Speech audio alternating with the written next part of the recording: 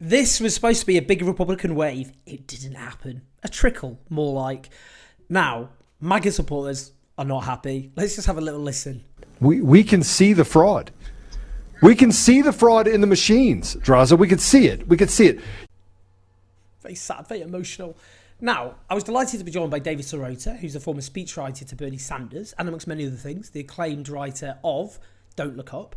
And I started by asking him just how bad this actually was for the Republicans. I mean, it's a huge missed opportunity for them, certainly. They didn't capitalize on a favorable terrain for them. I think that is in part due to two things, in my view. One, the exit polling shows that there was a substantial opposition to Trump. A lot of voters saw the election through the prism of Trump, and a lot of voters wanted to reject Trump and Trumpism, which is actually the most exciting part of the election results last night, I think. I also think that the Republicans never really offered a program about what they would do about inflation, what they would do about the economy. I think they relied on just saying the economy sucks or, inflation is bad, and they didn't actually put forward an actual agenda of what they would do. So it seems that the country, speaking broadly here, didn't necessarily have the confidence in the Republicans to deal with the economic issues that the country knows are a problem, right? So I think moving forward, it's not that the election happened, everything's fine. It's that it kind of was writ large, the country saying the economy is not fine, the political system is not fine, but we're not really confident in either party. I mean, it was supposed to be a red wave, wasn't it? This clearly Sure. isn't a red wave. So I'm just interested in terms of a lot of maybe establishment Democrats were going to blame the left if it went badly, if there was a shellacking for the Democrats in the election. And both the right and centrists were going to say the Democrats moved to the left on a whole range of issues. That's why they got clobbered. So, are there any kind of optimistic lessons to draw from why the Democrats did better than expected, given that was going to be the narrative? Well, first and foremost, I think that again, I'm looking at the exit polling here, so it's in the data. There's a substantial number of people who do not blame Joe Biden's policies for inflation. And I think that's really important in this sense. There had been an effort amplified by the media to say that spending big to help people at the beginning of his presidency created inflation. It's a bunch of horseshit. It's just not grounded in reality. We know the economic data tells us that inflation is being driven by corporate oligopolies using their market power to profiteer, also supply chain problems. So the idea that, helping some people during the pandemic was the real problem here, I think is rejected by a lot of voters. I think the Republicans and I think the media assumed that the idea of Biden spent a lot of money, he created the inflation crisis. They expected that to be salient among voters, and it wasn't.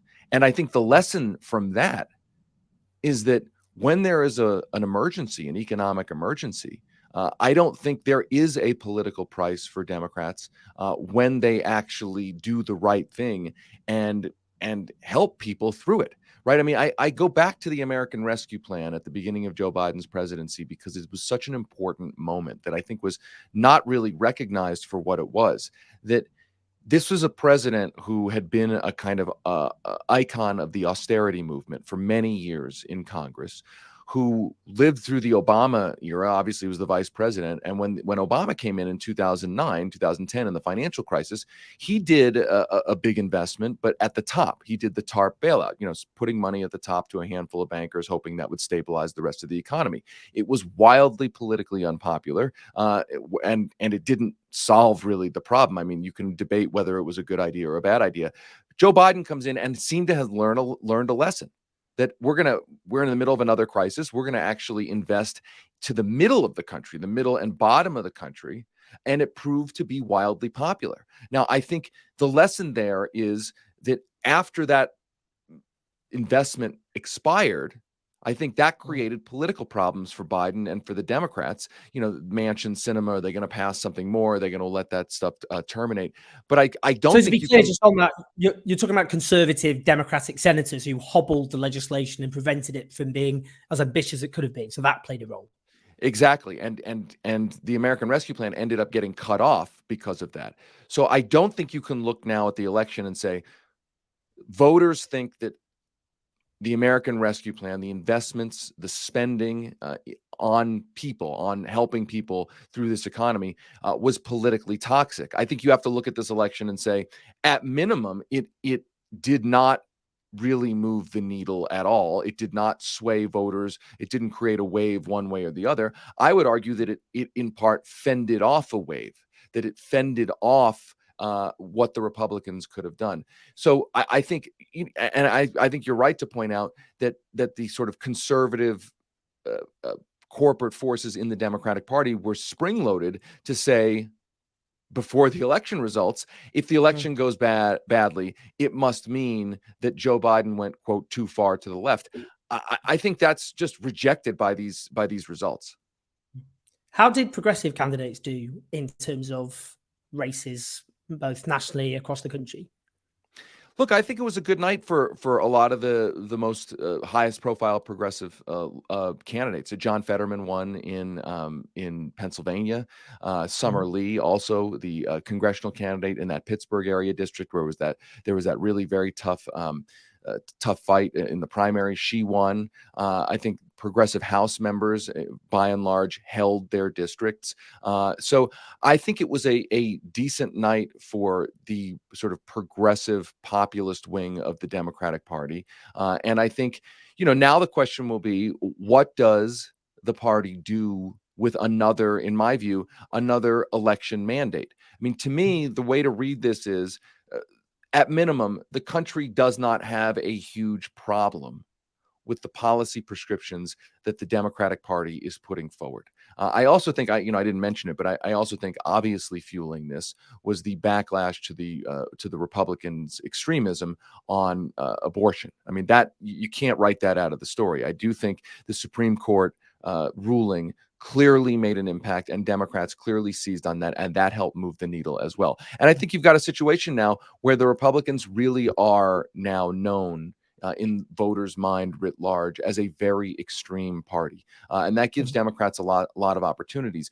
But I will also say, I'm just coming to you here from Colorado. We had a huge Democratic night in Colorado, almost historic. The party won up and down the ticket.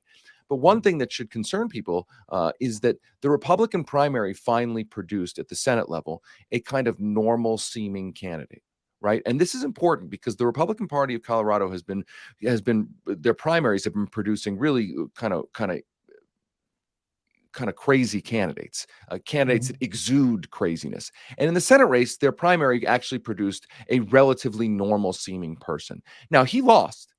But the point is that the Republicans, the danger here is that the Republicans are going to at some point figure out how to nominate normal seeming candidates. We saw that in Virginia in 2021. We have not really seen that. I think they put up a lot of extremists this time, but that is really the danger moving forward. The Democrats can get away with portraying, rightly so, the candidates that the Republicans are putting forward as extremists now, but the Republicans are going to figure that out, in my view.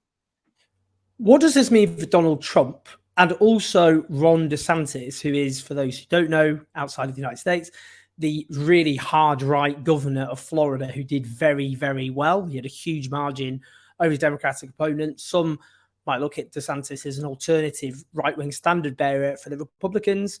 I mean, how scary is Ron DeSantis? But what do you think? How bad is this for Donald Trump, and what does this mean for DeSantis as maybe a rival right-wing? Look, I think it's pretty bad for Donald Trump. If people take the time to go into the actual data and look at what people were saying about how they were voting, I think this really shows that there is it's not surprising, but that Donald Trump is radioactive to a lot of voters. And I think Ron DeSantis, in winning so big, will be able to say, look, I represent effectively ideologically Trumpism, but I am a more effective politician. I just won one of the most important presidential swing states, although now there's an argument about whether Florida even is a swing state.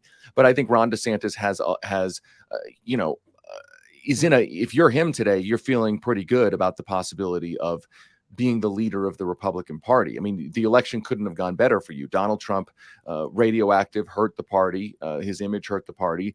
Ron DeSantis wins big. So and look, I think, going back to my last point, I think Ron DeSantis is an extremist, is a dangerous politician. But I also think you could argue, is the kind of politician who can present himself sort of optically as a more normal, I put that in quotes, more normal version of Donald Trump, a kind of softer, more professional politician version of Donald Trump. I mean, in my view, that was the thing with Donald Trump, is that Donald Trump, on his policies, on what he actually did, I wasn't for them, right? But I don't think they were the central political problem for Donald Trump. I think the central political problem for Donald Trump was Donald Trump's antics, Donald Trump's sort of presentation as an unstable person. So I think that, again, the danger is that the Republicans are going to figure out, hey, if we get a sort of smarter, more politically shrewd, more presentable version of Donald Trump, we can win big. Very finally, what does this mean for American progressives looking forward to the presidential election, of course, which is in only 2 years' time? Well, look, I think that if you ask me to guess, I mean, I think that Joe Biden will use these results to say he's going to run for re-election. I think that I think that there was a question if they got shellacked last night. I think there would be pressure for him not to run for re-election. I think he's going to try to run for re-election. That would be my guess. I could be wrong. I think the question will be is how much will progressives in the Congress actually try to do in the next 2 years? It is my view that if they rest on their laurels, if they do not look like they are trying to do more, if they do the dangerous thing, which is just say, look at all we've done, how great is everything. If they do that, that is an extremely dangerous situation going into 2024. I would argue that what they need to do is push for more, is to name villains, name the bad guys creating, for instance, the inflation crisis, be on the attack, be on the offense. I think I was very concerned that the Democrats were on the defensive, did not really make a very strong on the offense argument about who the problem is in the economy. I was nervous about that going into last night. I think they got away. Luckily, they stopped a lot of the very hard right from a massive takeover. But I do think if they rest on their laurels, and particularly progressives do not push them to actually continue to deliver, then I think that is a dangerous situation.